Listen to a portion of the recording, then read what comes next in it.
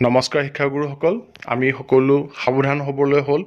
কাৰণ আজি এটি নিৰ্দেশনা আমাৰ মাজলৈ আহিছে যোনটো নিৰ্দেশনাত আমাৰ মাজৰে তিনিগৰাকী শিক্ষক শিক্ষয়িত্ৰীক ডাইৰেক্টৰ এলিমেণ্টাৰী এডুকেশ্যনৰ ফালৰ পৰা প্ৰকাশ পাইছে যে তিনিগৰাকী শিক্ষক শিক্ষয়িত্ৰীক আমাৰ মাজৰ তেখেতসকলক ছাছপেনশ্যনত পঠোৱা হৈছে কাৰণ তেখেতসকলৰ প্ৰথম শ্ৰীমতী জেউতি দাস তেখেত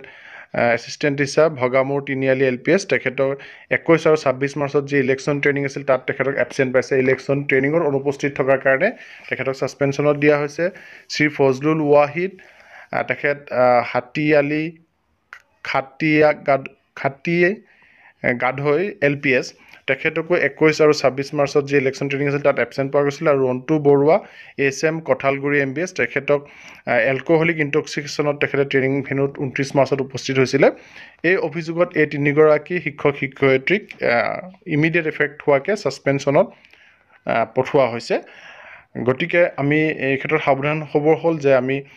বিনা অজুহাতত আগতীয়াকৈ অনুমতি নোলোৱাকৈ আমি যি ইলেকশ্যনৰ ট্ৰেইনিঙলৈ আমাক মাতি পঠিয়াই আমি তাত যাতে অনুপস্থিত নাথাকোঁ বা আমি ইলেকশ্যনৰ সম্পৰ্কীয় যিকোনো দায়িত্বত যাতে আমি গাফিলতি নকৰোঁ